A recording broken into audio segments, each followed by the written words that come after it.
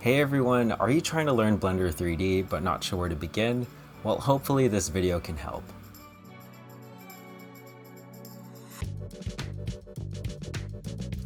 My name is Kevin and I started learning Blender last year and have been documenting that progress ever since. I started with my first 45 days of using the program and recently created a 1-year compilation.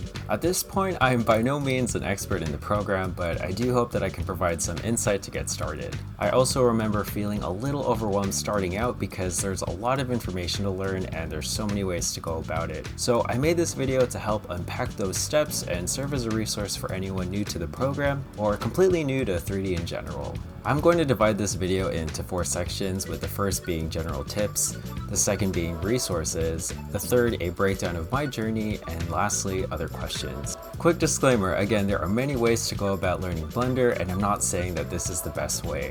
I'm only trying to share with you what I did, and that's still an ongoing process, but I hope there's something helpful you can take away from this.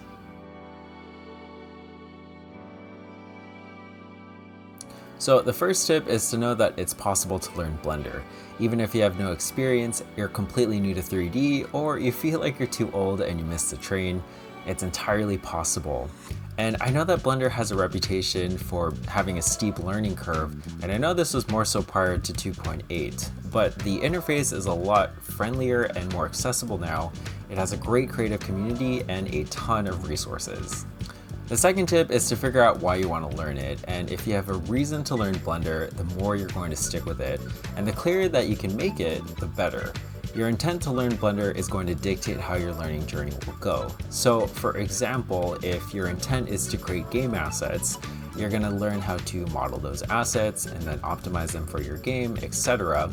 But if your intent is to create cool stuff, then you might get frustrated with the learning process because Blender is capable of doing lots of cool stuff.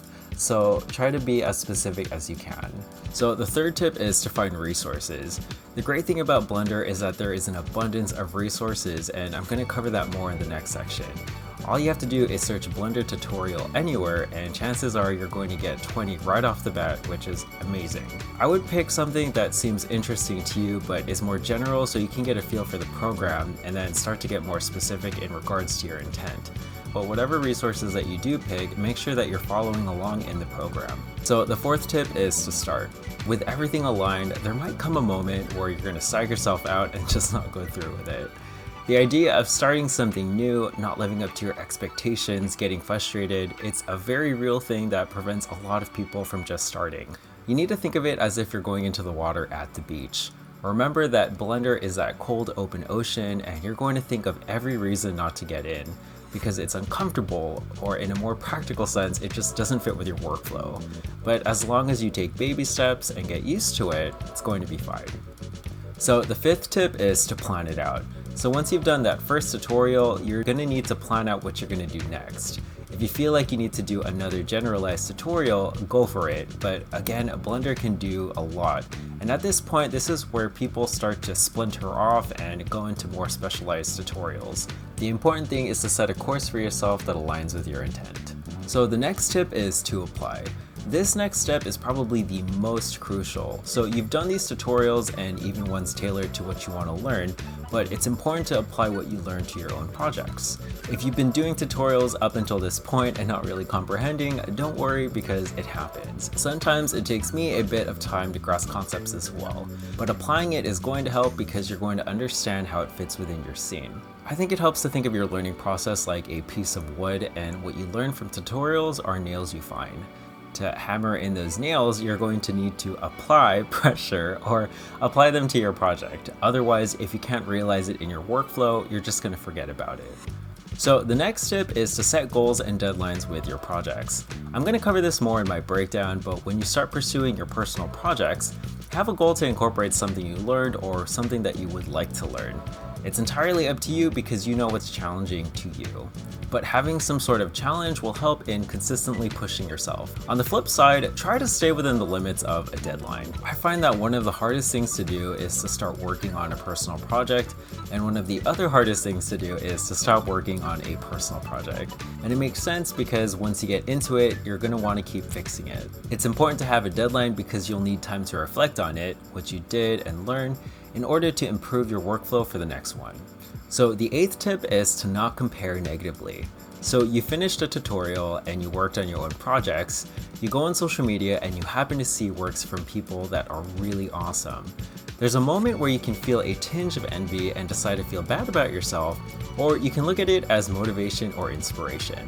But really, if you just focus on your own path and are grateful and share in that joy and excitement of learning, there's no reason to feel those negative thoughts. And to be honest, if you need to get off social media, that works too. Number 9 is to stay patient and keep a positive mindset. So your mind is a beautiful thing, but it can be your biggest ally or your greatest enemy. And most of this is a mind game. It's going to be frustrating at times and it's not going to happen overnight, but it will happen eventually, just step by step. There's going to be some days where you're just not up to it, and it's fine to take a break. Don't force it, because there's nothing worse than putting pressure on your creative mind. Another note on this is to stay positive about yourself and the process. I think it's pretty common for artists to be self-critical, and I for one am guilty of this. That's partially why I recorded my learning process, so I could look back on it and remember not only the bad but the good as well. So if you are thinking of recording, I highly recommend it. So the last one is you're always going to be learning. I feel like Blender is a very social program, and there's lots of different people that use it, from artists, designers, engineers, programmers, and more. And all those people are doing different things in it, and there's always going to be new techniques to learn.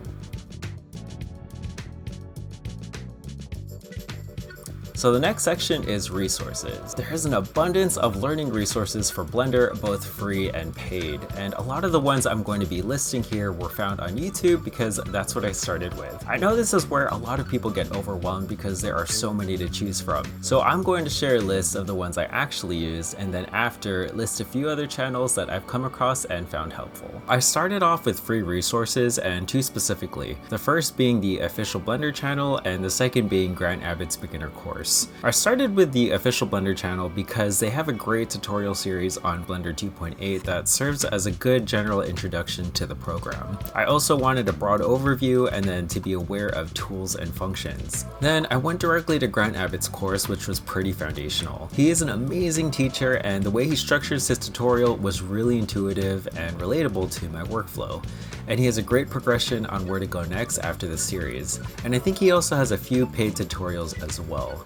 Also, the Blender website has some demo files you can download, so if you're interested in seeing how other projects are structured, I highly recommend checking that out. So moving off from general tutorials, I found CG Cookie and Polygon Runway really helpful for more specific tutorials and for that next level.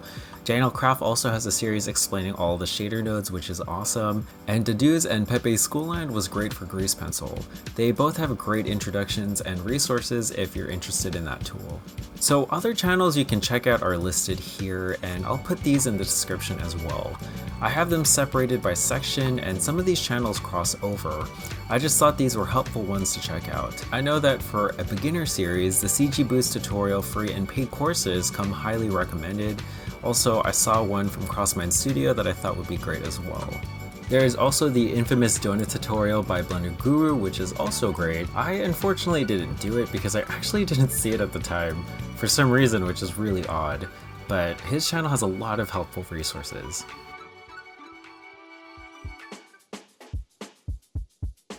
Alright, so for the breakdown, I'm actually going to watch my compilation and then talk more specifically about what I was doing in that increment of time or for that piece. So again, I started with the official Blender channel to navigate within the space, and then I moved on to Grant Abbott's beginner courses for those shapes, and then this beginner scene.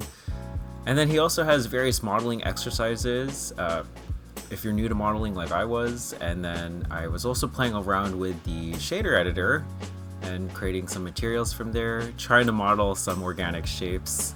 I also did some tutorials from CG Cookie and Polygon Runway for scripting and other more specialized tutorials. And then I moved back to Grant Abbott's channel for the swell and then the sea shack scene, which had a lot of different techniques. And then I remember going to do Dedue's tutorial for Grease Pencil, which was a great introduction to that tool. And then I tried to model Nintendo Switch by myself with everything I'd learned. And I was really happy with how this one turned out, so it was good.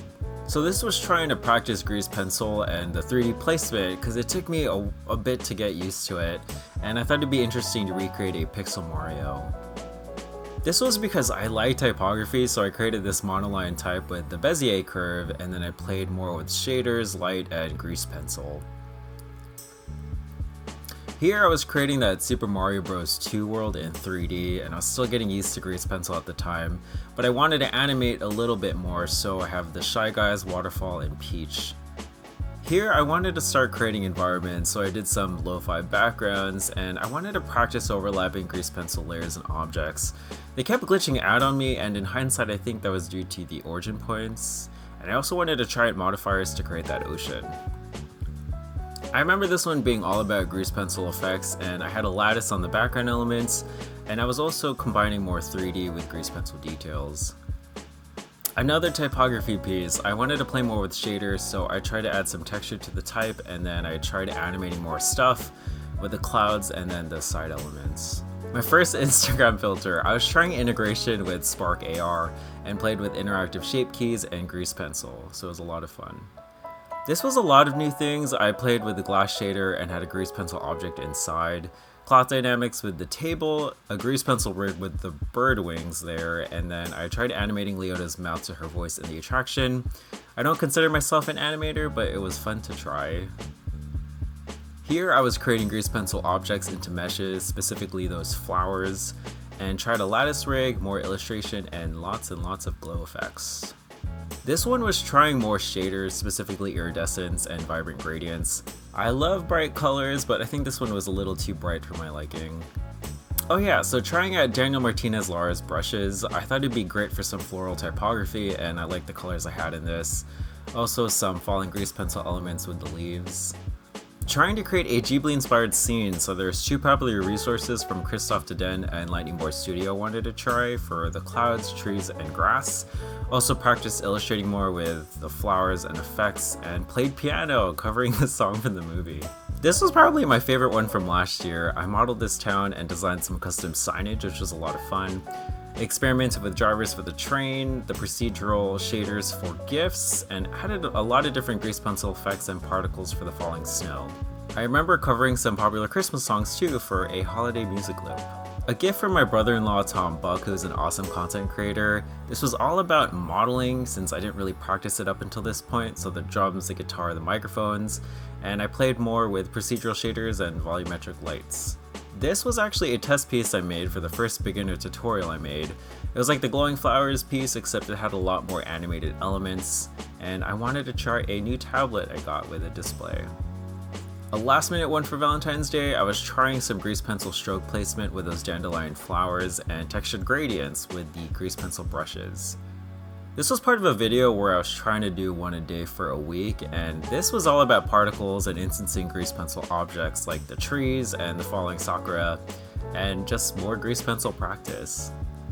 Here I was trying to recreate a gradient piece I had done in Adobe Illustrator, and I wanted to see if I could do that with grease pencil. So I remember doing it with fills and animating them and playing with layer transparency and blending modes.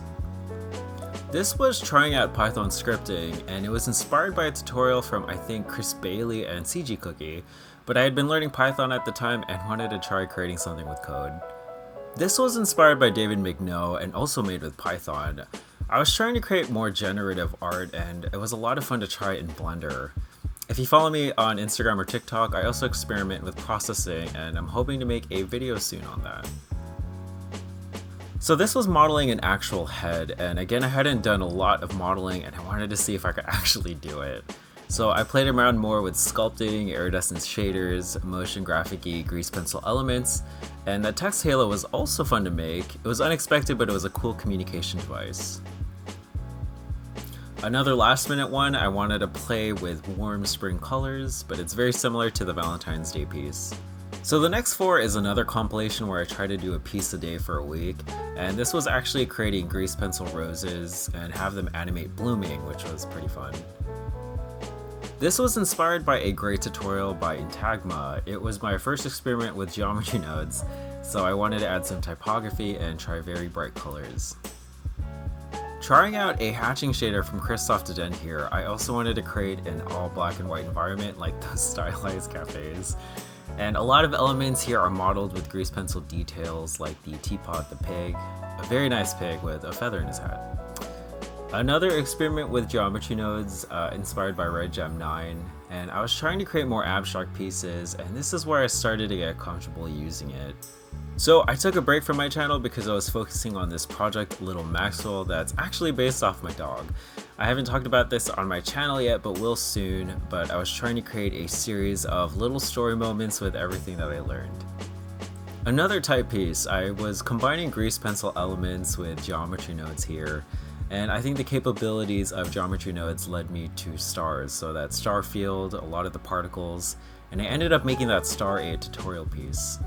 For this piece, the notable thing are the fireworks. It's a geometry node system instancing grease pencil elements. I also created these swirling particles using the attribute proximity node. The star field is another geometry node system with a UV map instancing grease pencil stars. And I'm not really a big fan of the type here, but it was last minute, so it was fine. Here, I was trying to create those endless looping backgrounds. I tried the line art modifier for the Game Boy, and then more practice with geometry nodes, shaders, and grease pencil. I added a lot of grease pencil effects for this one as well. Tried creating procedural buildings here with geometry nodes. I also wanted this piece to be super bright, so I added a bunch of lanterns with grease pencil. The floating lanterns are particle systems with grease pencil plus blur for depth of field. And I also took the fireworks and star field from the 4th of July piece. Trying out vertex paint with the meshes here. I wanted to create a moving system with the teacups and add grease pencil details. The murals were super fun to illustrate as well and wanted to get that Victorian carnival aesthetic. The trees used Daniel Martinez Lares' grease pencil brushes with glow effects, and I eventually turned that into a tutorial. This one I wanted to try pixel art, and it was the first Blender piece I live streamed as well. This was more of a practice piece for grease pencil and geometry nodes, and I also took these buildings from the Lantern City but just recolored them to fit the scene. Here I was trying to redo that switch from 1 year ago, but more importantly I was trying to nail down stroke placement for grease pencil to get comfortable with it. I tried to recreate a style I would have made in other programs like Illustrator but in 3D, and I also tried more with shaders and added some typography with the switch. So you can see how my year was influenced by what I was interested in, and I leaned more towards that graphic illustration and design. So your process is not going to look the same as mine, especially if you're trying to go in a different direction like something more photorealistic. And it's funny because someone made a comment on my channel about how their year in Blender looked completely different from mine, and I believe it because there's so much you can do in this program.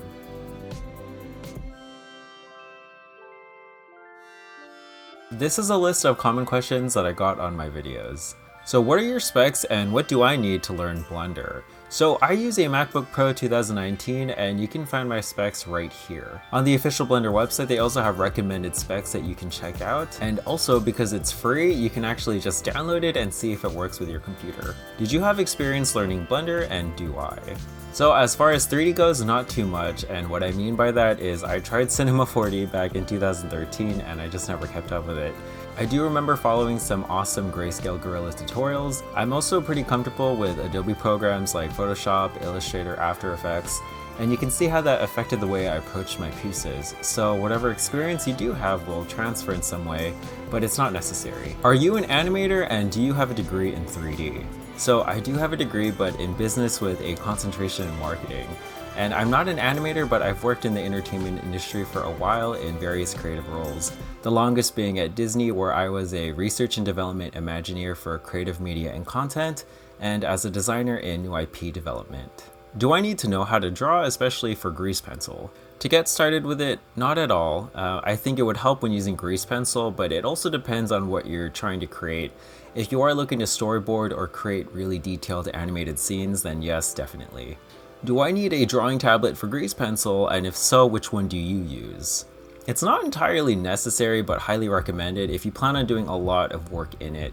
You can get away with the draw tool and sculpting every stroke to get it perfect, but it's just much easier to get a tablet. And I used to have a Wacom Intuos, but now I use an XP Pen with a display. How many hours a day did you practice? Well, in the beginning, I guess I would say 1 to 3 hours a day, but it varied depending on the project. And in the first 45 days, I was a lot more diligent with it. But after that, I didn't actually open it every day, but it helped to stay focused on what I was trying to achieve with each piece. How do you stay motivated? I guess I stop working in it and take a break, and then I do other things, maybe go for a walk or go to the gym, or work on something else unrelated to Blender. I always find it's easier to come back to something once you've given yourself a break from thinking about it. Also, try to make something that impresses you. I feel more motivated when I'm excited about what I'm creating. How can I learn it if I don't have the time? If you have a really busy schedule, the thought of learning something new doesn't sound too great because it's super ambiguous.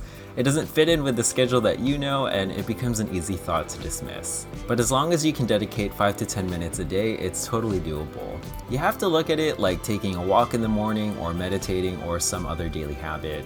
There's lots of resources that can be followed along within that time, especially the ones on the Blender channel. And over time, your commitment to that will increase. Where do you get ideas from? Well, it generally stems from wanting to learn a capability or a function. I wanted to make sure there was a point to every piece I created, whether that was for practice or implementing something new, and then the idea would build itself around that. And lastly, what are you hoping to do with it? Well, I really like creating these animated story moments and graphic illustrations in it, but I eventually want to do more with 3D, more with shaders or photorealistic stuff. I kind of started a side project that I talked about, Little Maxwell, that I'm hoping to focus on more, and you could find a link to that below. Alright, so that's it for questions, and now I leave you with a few quick things. Number 1, don't let anyone tell you that you can't do it. If this is something you're interested in, then go for it, because yes, you can do it and it's entirely possible. The second thing is to focus on you. If you've been to my channel before, you know that I try to respond to every comment that I see. And I remember on the first 45 days of learning Blender video, there was someone that replied to every single comment that I had given someone who asked me a question. And it was just negativity after negativity after negativity. And I've since banned that person because it was like being negative about the whole learning process, negative about the video, negative towards other people. And I thought to myself, it must have taken them about 30 minutes to do this. And in that amount of time, they could have been making a donut. So focus that energy on you. The third is to be proud of what you create because you learned something that made you better than you were before. So that's all I got. Thank you guys so much for watching. I really appreciate it. Blender is an awesome program and I hope you enjoy creating in it. If you guys have any questions or comments, let me know. Thanks again and see you guys next time.